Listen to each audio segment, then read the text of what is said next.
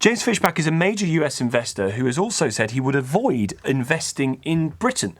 He joins me live now. Thank you very much indeed for coming on the programme. So just first of all, tell us about your work with DOGE and what you mean by a DOGE dividend. Good afternoon.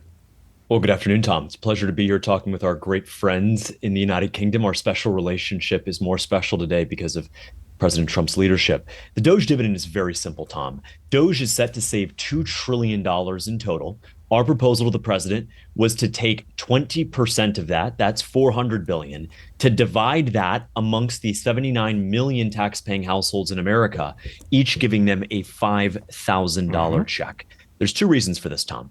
The first of which is the taxpayers sent their money to Washington, D.C. for roads, bridges, education, and healthcare. What instead they got was a transgender opera in Colombia, a DEI musical in Myanmar, and a little thing we like to call Iraqi Sesame Street in Iraq, of all places. They didn't get what they signed up for. They were defrauded. They were abused. So now restitution and compensation are overdue.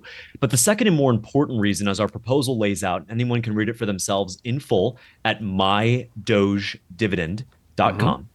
Is what President Trump touched on yesterday on Air Force One, which is that by having a DOGE dividend, you incentivize everyday Americans to report waste, fraud, and abuse that they are seeing in their own communities. So if you're living in Florida after a hurricane, where I grew up, and you see FEMA abusing taxpayer money, you let DOGE know, they save that money, and guess what? The DOGE savings are higher, and your DOGE dividend is bigger. Look at what President Trump has been able to accomplish with Elon Musk and a dozen engineers drinking Red Bull and eating Chick-fil-A. Now imagine deputizing 100 million Americans to be the eyes and ears of President Trump's DOGE effort and having them report waste. We'll save even more. The DOGE dividend will be even bigger, and we will have a prouder, leaner, more efficient government that works for all Americans when it's all said and done. So let's imagine this $5,000 comes back to you.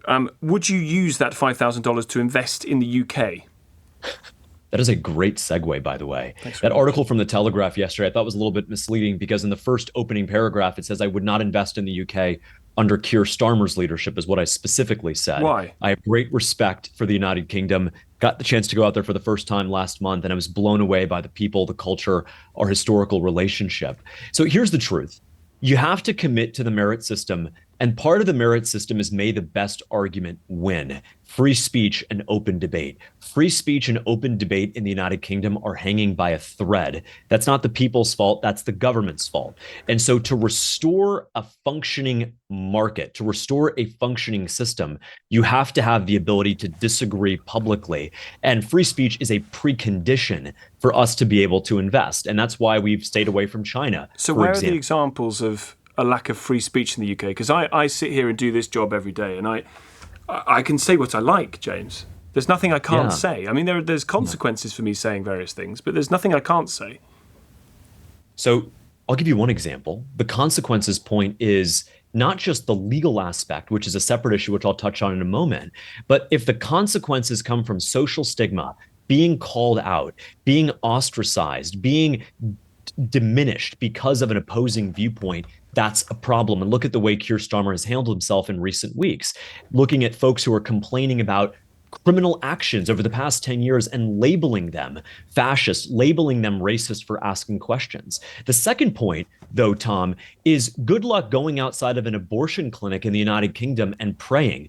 Good luck going outside of an abortion clinic and trying to have a conversation with the folks who are walking in there and say, look, you don't need to kill the baby. What you can do is we can give you a check. We can support you financially. Let's sit here and pray together. You can have a beautiful daughter in 9 months. You don't need to do this. And the women who don't want to be harassed or feel judged walking into those things. They can walk right by. That's the thing in America. The beauty is you can attempt to have a conversation with somebody, and if you don't want to have that conversation, Tom, you can just walk right by. But it's really sad and really frustrating that people silently praying in front of an abortion clinic would be arrested and charged for doing absolutely nothing wrong. Why would that stop you investing, though? The FTSE 100 has hit multiple all-time highs this year. You don't see that as a good opportunity?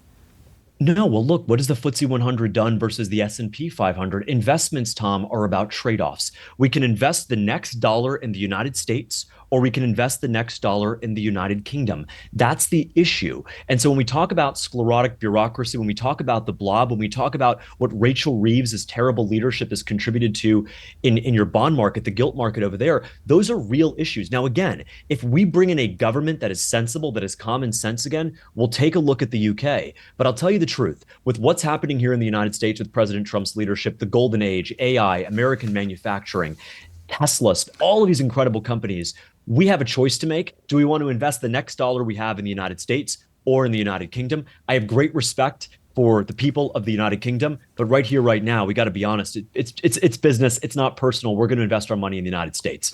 James Fishback is CEO of Azoria Partners and architect of the Department of Government Efficiency Dividend. Thank you very much indeed for coming on the programme.